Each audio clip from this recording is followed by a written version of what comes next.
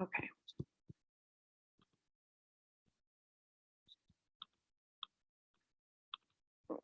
Give me 1 second.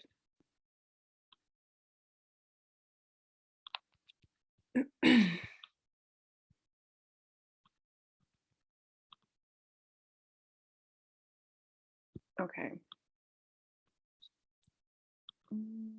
Can everyone see my screen? Okay. So, welcome to the Youth Resource Network. If you can't see anything, let me know because I can't tell what everyone's looking at, but we can go ahead and get started. And Tanzania, if you want to. Yep. So we're looking at the purpose and agenda slide, just so you know, Okay. Allison. So first and foremost, welcome everyone. Happy Wednesday. So for those of you who I haven't had the chance to meet, my name is Tanzania Sewell. I'm the Executive Director of Beyond STEM. And so our plan for today is really to do our initial welcome and allow anyone who's new to the group to introduce themselves. We'll then be moving into a review of our purpose and our collective goal. We'll hear a little bit more about the Northwestern Mutual Collaborative Grant, and then we'll ultimately move over to the Resource Network Guide that we introduced last meeting.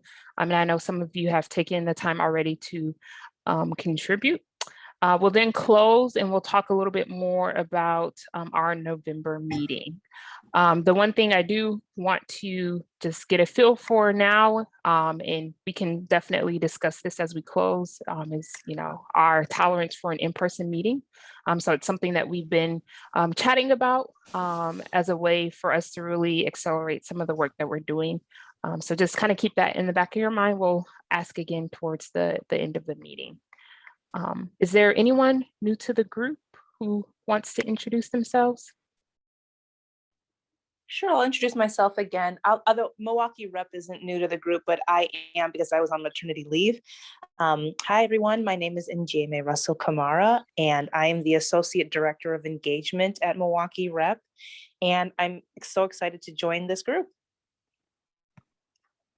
Awesome. Welcome. Welcome back.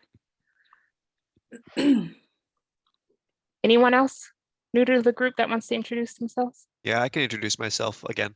So I'm Liam. I'm Tanzania's awesome intern. And this is just my first time really in a Zoom meeting call like this. I'm the community outreach person, so I should probably be, attending community outreach events like this, right? So here I am. Awesome. Welcome. All right, I will turn it back over to Allison to continue with the agenda. Perfect. And okay, I'm gonna just go back to sharing my screen for a minute.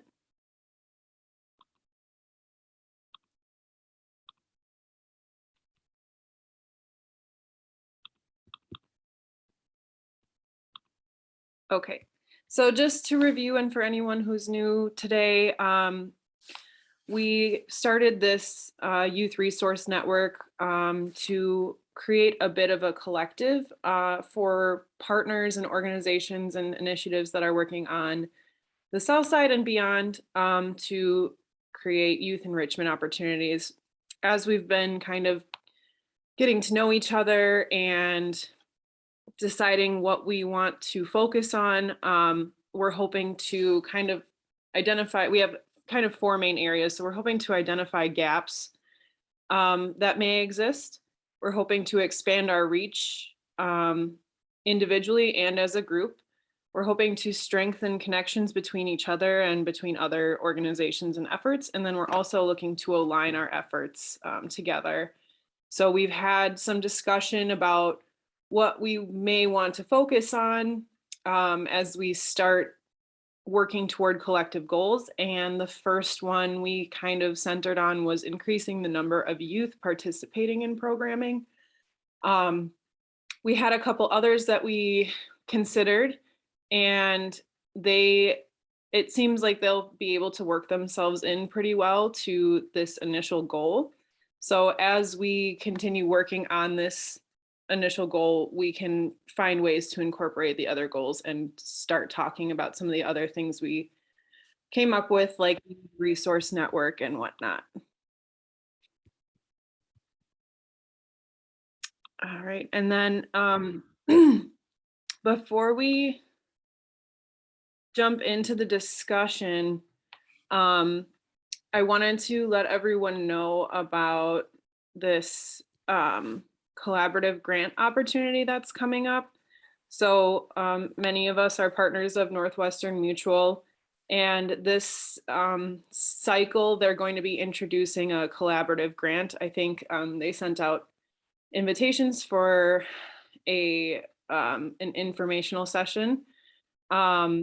So basically what it's going to look like is that there will be an opportunity for at least 3 partners funded by Northwestern Mutual in the previous year to come together and kind of introduce proposals or plans in a collaborative way and say that these are the projects they want to work on collaboratively going forward.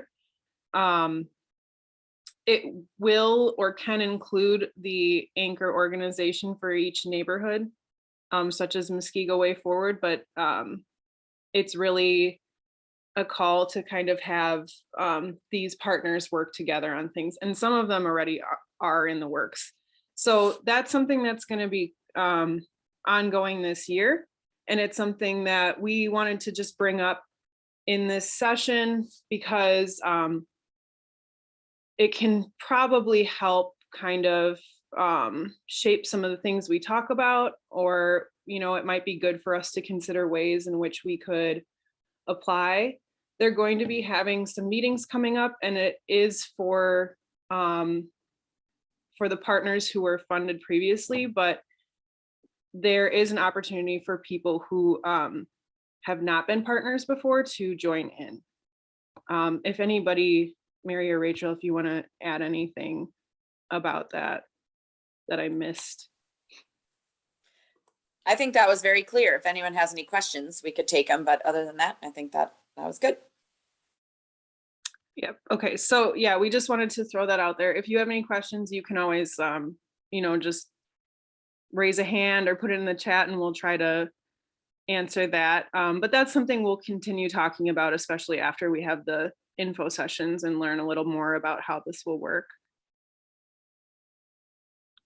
So then we can move on to the meat of the meeting and continue talking about the Youth Resource Network Guide. I'm going to switch over to the guide, and then Ariel, if you want to just recap. Sure. So the guide is basically going to be something that hopefully eventually we can share with partner orgs as well as residents even. It would be great to, you know, continue to expand on it, but for right now, we have to kind of figure out how we want to organize it and what that looks like. So really, this is a great resource in that we can then send this to people and kind of explain what the Youth Resource Network does and also what we're hoping to achieve. And if we're trying to get more young people into programming, rather than in reinventing the wheel, we're really trying to see, okay, these are the programs that already exist that we know work in this area, and then, you know, plugging people in. So I talked to a neighborhood org. They were asking about youth programs, and I was able to say, you should look into Teens Grow Greens and Beyond STEM and Ex Fabula and Milwaukee Rep, because they're all doing things already and you don't have to reinvent the wheel. But when we're looking at this, we've got to figure out how we want to organize it. And in order to do that, the plan today is to kind of talk about the different ways that we could organize it and the pros and cons of organizing in that fashion, because we have a lot of different kinds of orgs here. We have neighborhood orgs, we have orgs that provide specific programming. And then we have orgs that provide kind of like general resources. Really thinking about how we want to structure this is going to help people who look at it kind of say like, okay, this is what I'm looking for. And I think it would even be great to kind of create a table of contents so that people can kind of see like, this is this org and what they do, and kind of skip around rather than feeling overwhelmed by the amount of information provided. So that's what we'll be thinking about today. And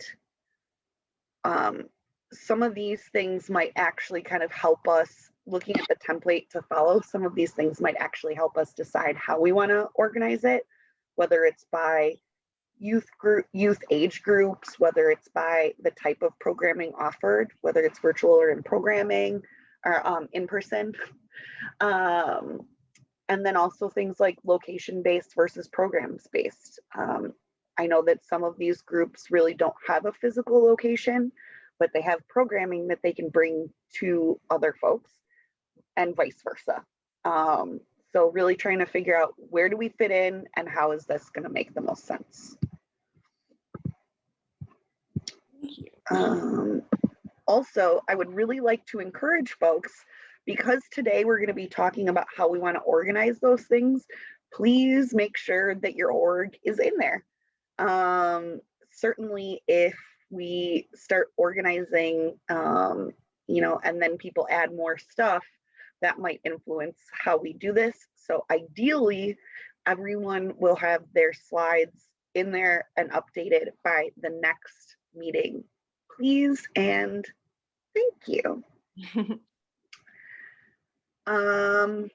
Okay, so I guess now we would be going into the breakouts, and we'll be looking at those two questions, kind of how do we want to sort it, pros and cons, and then how will we promote or disseminate the info.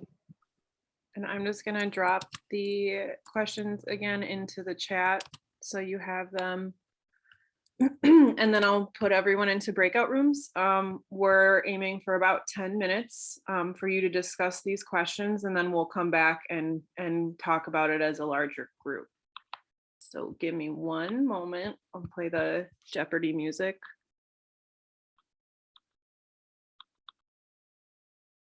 Okay.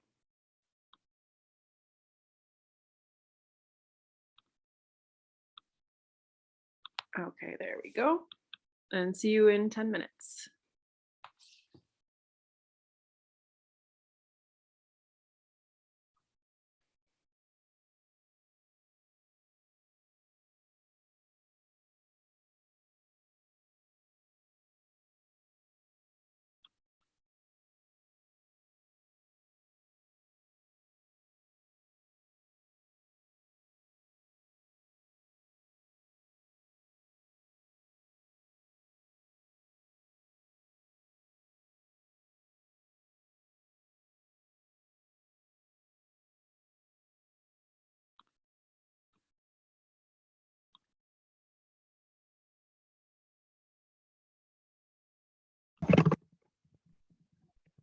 Okay, welcome back, everyone, I think.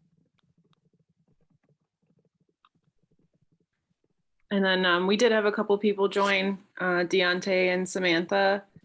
Hello, thanks for coming. Hey, yeah, apologies for the delay. Well, good, Pat. Thank you for coming. Ariel, you said you thought the slide deck was linked. Are you talking about Beyond the Bell? Yeah, sorry. I didn't mean to confuse anyone. I'm always confused. Just kidding. All right, so I hope you had some good conversations about some of the ways that we can kind of disseminate this information and also categorize it. Does anyone want to start off and share what they discussed in their group?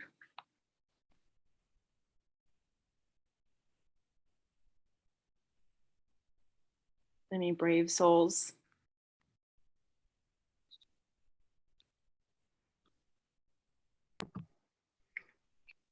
I mean, I don't mind.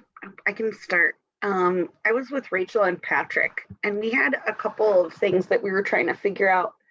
Um, One was kind of looking at being content specific, and how we would sort that. Then we kind of started talking about Beyond the Bell because this was fairly inspired by their slide deck.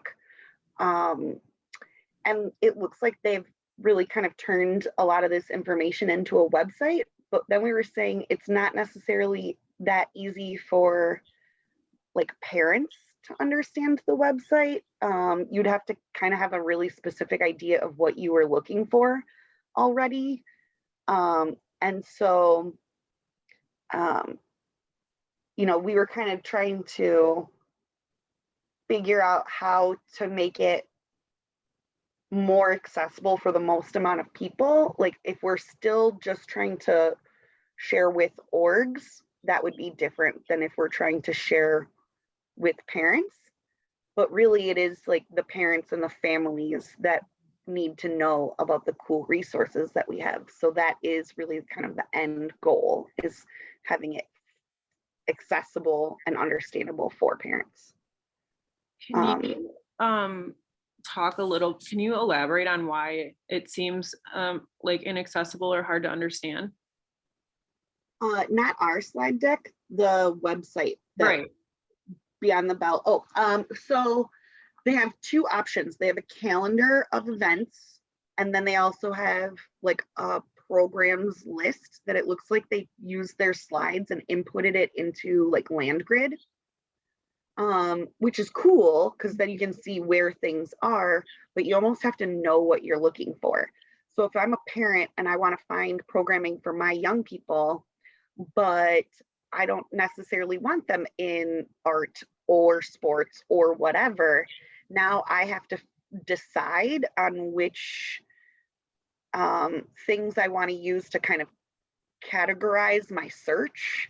And it's just not as easy for them to kind of look through, I guess, unless they have an idea of what they're looking for. And then I think I just kind of mentioned that I think one of the biggest, most obvious distinctions between all of us in this group is people who have a physical location versus folks who are more fluid and do not have a physical location. Being really clear on that so that folks whoever looks at this knows that like, you're not coming to the Safe and Sound building, but you can work with Safe and Sound somewhere else. Thank you. Who's next?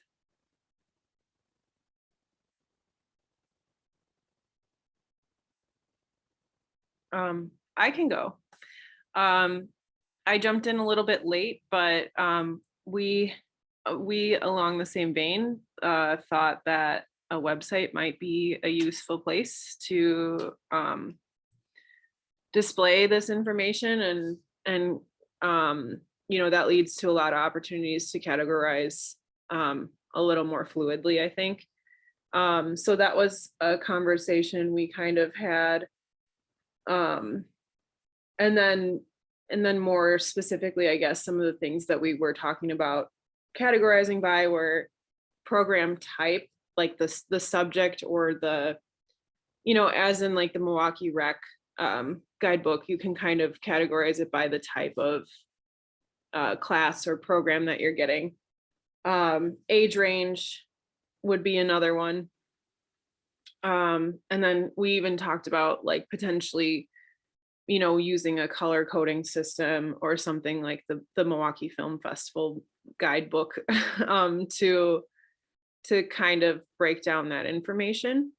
We did have a discussion about, you know, again, I think when we're talking about something like building a website, there has to be a lot of logistics that we consider. But I think we keep coming to conversations like that where we talk about potentially having a group calendar or some kind of forum or something. And if we did have a website, it could house all of that. and the logistics we could work through. Does anyone from my group want to add anything else?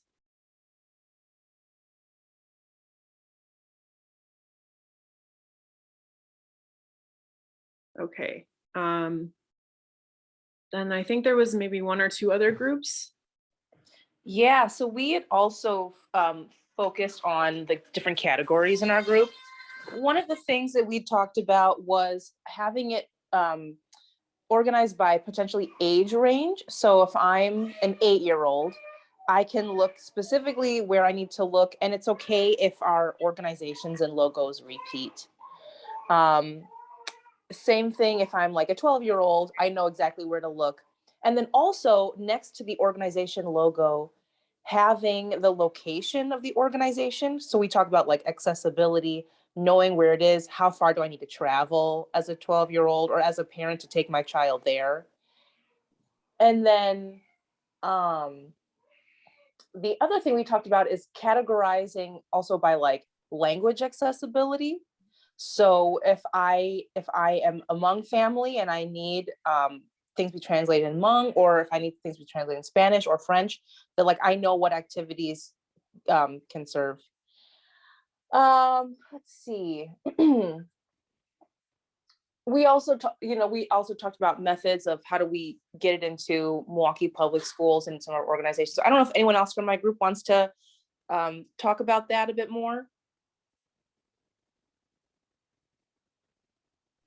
We can share a little bit. I think the discussion was really like centered around like, you know, if we're going to start with the school lens, then where are our lovers and who's our audience? Are we going to like pilot some of these things for disseminating information to see like what our best pathways are? Or do we want to just, you know, get everyone in the neighborhood going all at the same time?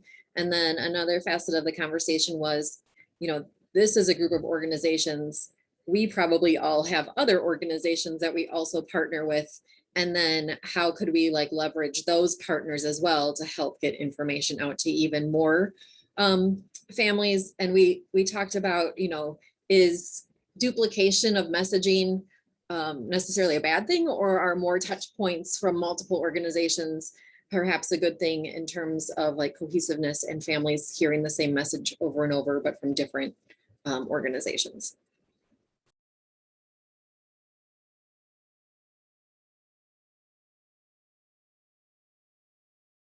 Thank you. I'm sorry, I'm taking notes.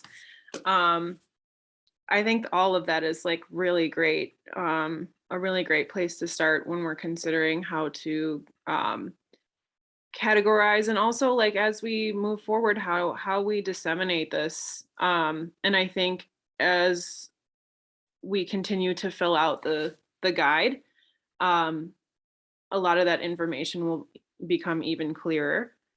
So thank you for a great discussion on that. Just wanted to add one more thing. Another category we discussed was what's something that involves the whole family. So like whole family versus you know, student participant and things like that. Yeah. Is that how you Right. do So that? yep. So for example, at Milwaukee Rep, when we're doing a Christmas Carol, we'll have tickets that we'll give out to community partners, and we'll invite the whole family. And oftentimes it's really great because that'll be the first time that the whole family is at the theater together. And so, so yeah, anyway, that's an example. Yeah, I love that. I wonder almost too if we can have like little icons or something, like how they have on food menus, like spicy, vegan, whole family. This is a spicy program. Okay, so we'll just let that conversation lie for now, and we can continue thinking about it and considering some options. So I think I'll share my screen again and we can move on to the upcoming events. Hey, sorry, one more thought. Yeah.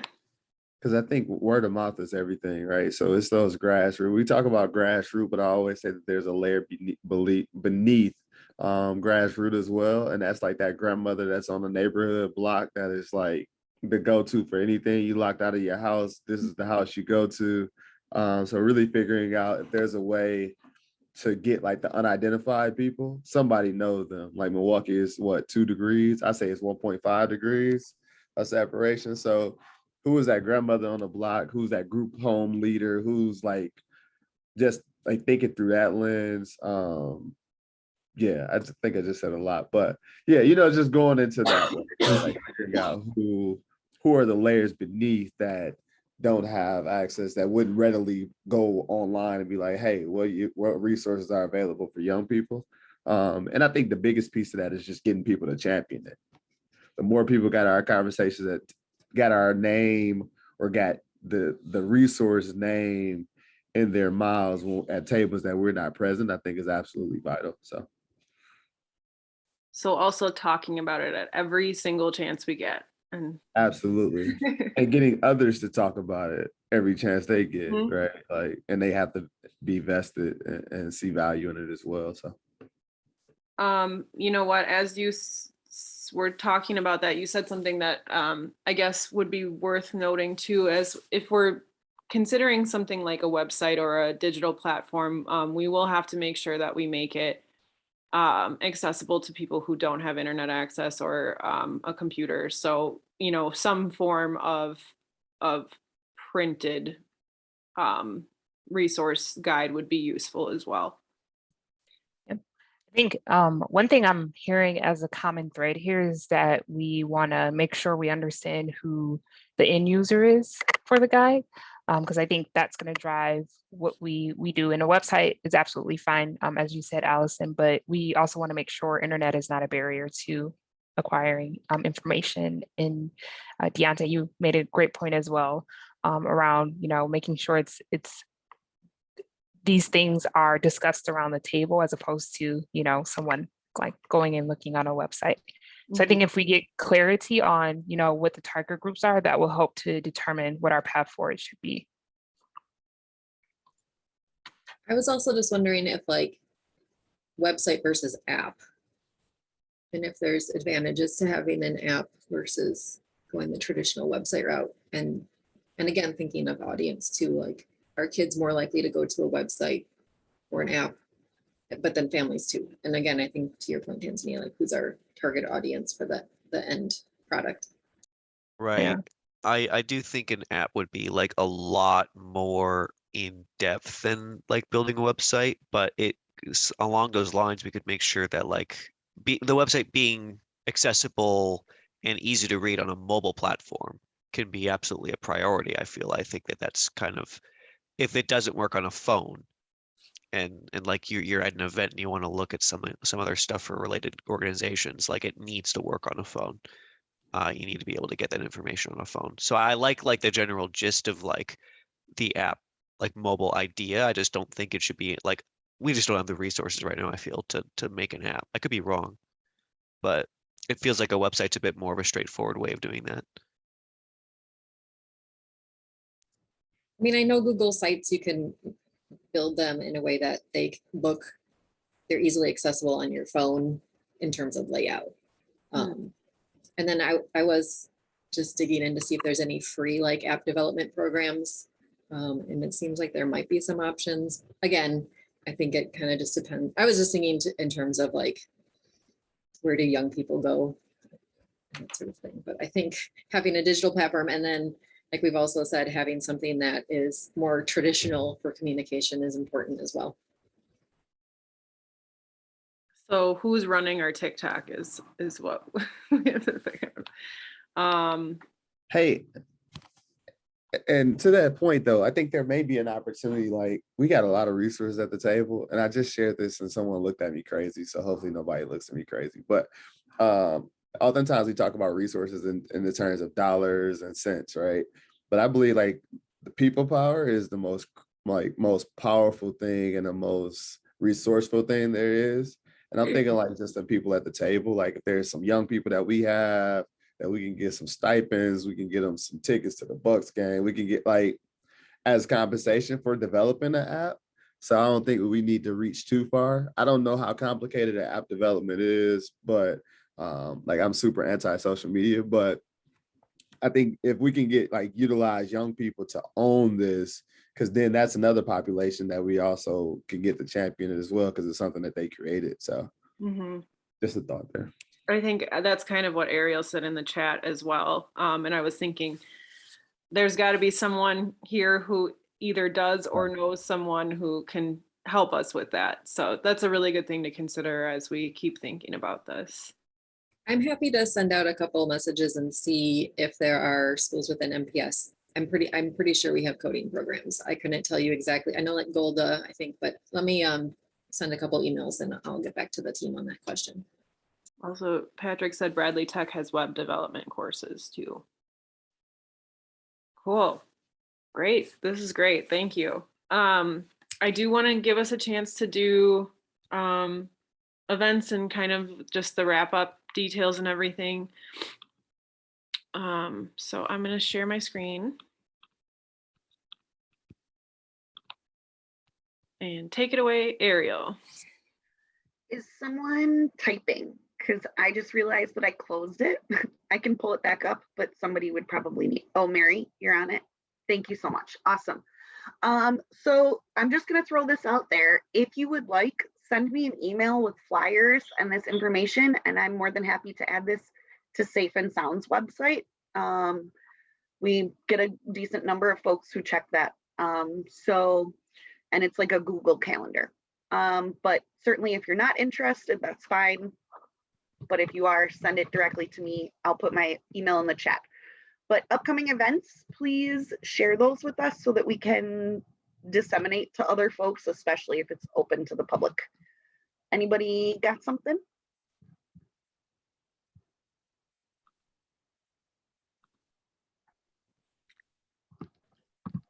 This is Patrick at MCC. Our youth development program at Kosciuszko Community Center is doing like pumpkin carving and giveaway tomorrow. I was just checking the weather.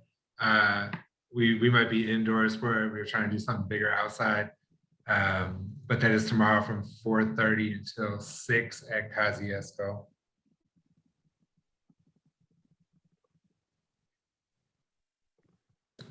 Awesome. Is that okay for me to post on Safe and Sound's calendar, Patrick? I do already have the flyer. Yeah, Excellent. definitely. Thank you. Anyone else have an event? I'll share ours. So we are going to be doing some artistic crosswalk murals for our reckless driving campaign. And we have this really great artist who is in this meeting today. Yessie is the artist who is doing the murals for us. So we're aiming for it to be Friday and Saturday this week. Sorry, let me look at my calendar on my phone.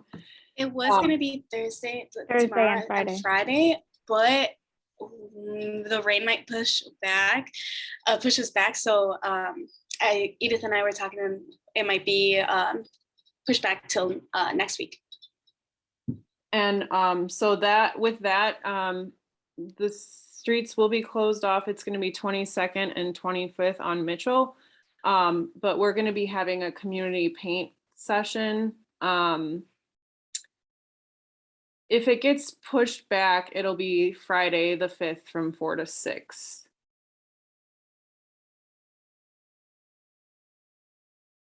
And if not, it's Friday the 29th from 4 to 5:30. But yeah, the rain does look like it's going to cause some problems. So that'll be like, so if you know and any community members in our area who either want to stop by or help paint, just let them know that that's going on, and you guys are all welcome to stop by as well. Anyone else have any events or anything? Yes, so we're currently recruiting high school students to do a monologue competition called Next Narratives Monologue Competition. And we're doing recruitment now into mid-November.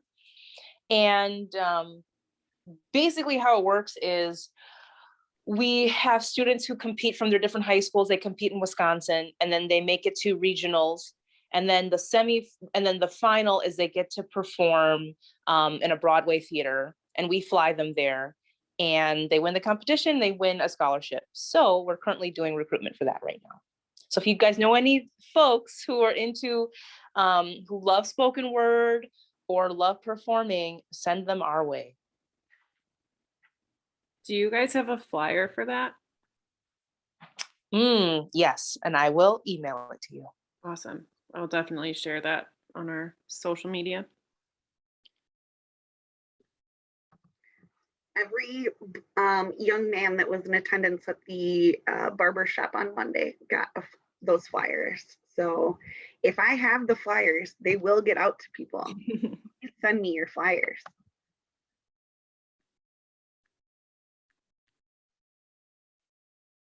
Anybody else?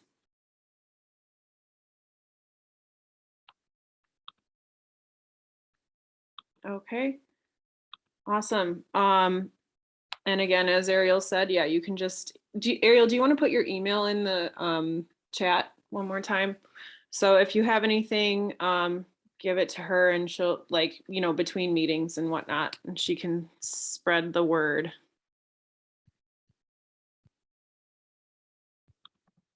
Absolutely. And then certainly if you have events that they're not just generally open to the public, you can always send me like the information. And then if you just want me to put like contact so-and-so for information about attending, that's how we typically do that in-house for events that are not open to just anybody. So we're flexible. I'll add to that if you have flyers in like pertaining to the Muskego Way area or to people who might be interested in your programming, you can send them to me too, and I'll put them on our social media. All right, we'll move on to the action step part of the meeting. I think I'm leading this piece. So I think first, oh, Mary, are you? Yep, I was going there. So first and foremost is reaching out to any partners or organizations that you guys have connections with that could potentially help to support web development and app development. I think the next action step, and maybe this is more so on the planning committee, but making sure we understand who our target audience is for the resource guide and ultimately how we present the guide. And then the last thing I want to pose to everyone is just willingness to do an in-person meeting. And so we've been talking about like January, since we're approaching the holiday season pretty quickly. But are there any, comments around January being in person? Would you like to see that in February or March? Would love to get a feel from everyone on the call today.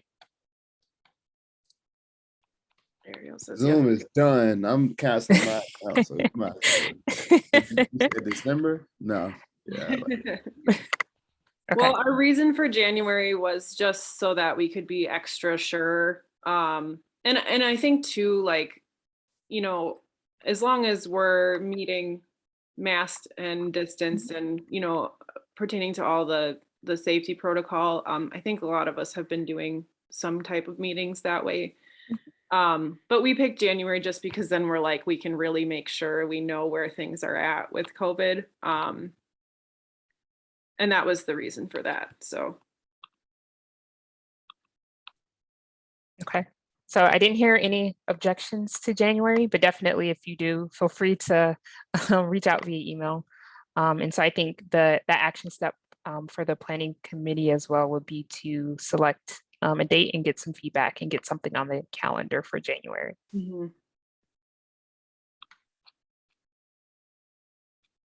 Cool. And if you guys have any food requests, start thinking about them now.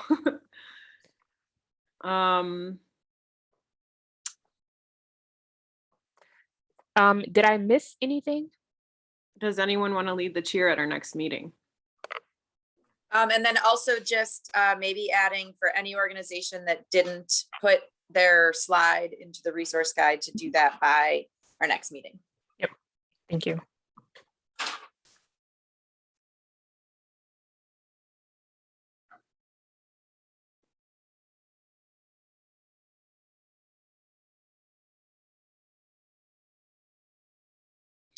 And the due date, so since we're just talking about that now, because the next meeting falls like the week of Thanksgiving or like the day before Thanksgiving, we're going to bump it up to November 17th.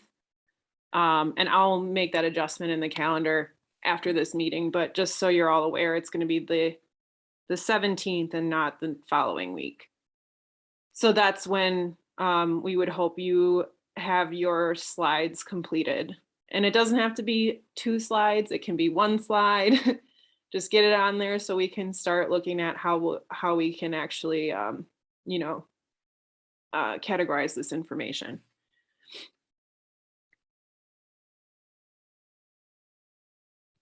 All right, any volunteers to lead the cheer next time?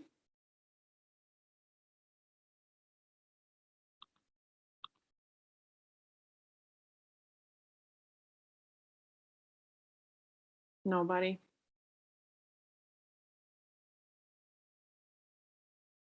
Deontay? Hey, you know what? So I said, I was like, let me smile so it look like I'm actively engaged so she won't pick on me. But That's fine. I'll do it. I got you. Okay. Okay. I don't thank even know what I'm doing. What is it? Do I need to Yes. come up with like a song or something? It doesn't have to be, I mean, you can do whatever you want. You put your own flavor on it, like just something to sign us off so that it's not a weird cold Zoom sign off. Ah, got you. Oh, I'm doing it today? This is next time, No, right? no, I'm doing it today. Don't worry. Okay, cool, cool. You have a couple weeks to plan. I was definitely about to have Wi-Fi issues if I had to do it today. All right, yeah. Awesome. Okay, was there anything else? All right. So like we said, next meeting is going to be November 17th at 11. If you have people that you think, if you have organizations or other groups that you think would be interested in participating in the network, feel free to email me. Always open to adding more people. Like that's definitely a goal and an interest of ours. So feel free to reach out for that. Sorry. Does anyone want to join our planning meeting or help co-lead the November meeting?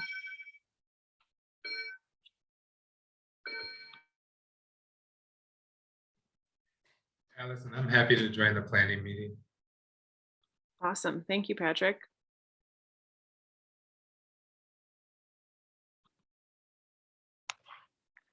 All right. And then I guess there's like one other thing that we wanted to just kind of pose to the group as we're thinking about these collaborative grants. It's definitely a good opportunity for us to consider some things that we could use and how we can leverage this. So I think a question for us to think about in the next month for the November meeting is what deliverables or tasks might we consider for the Northwestern Mutual Collaborative Grant proposal. An example of that could be the website, but there's also lots of other, you know, the resource fair that we've been talking about, but there's also other things we can kind of look at as well. So consider that for the next meeting and we'll have a bit of a discussion on that then. Okay, awesome. Well, thanks everyone for coming today. I'm going to be leading the cheer. I just thought of it this morning, so sorry, it's corny. I just remember this from like school or camp or something, and it's like, it goes, "We are proud of you," said, "We are proud of you." And that's all we're gonna do, but we're all gonna do it together. Okay, on the count of 3. 1, 2, 3. We are proud of you. Said, "We are proud of you." Nailed it. Great job. I think we should start singing songs together. All right. Have a great month, everyone. Thank you. Thanks. Bye. Bye-bye, guys. See y'all.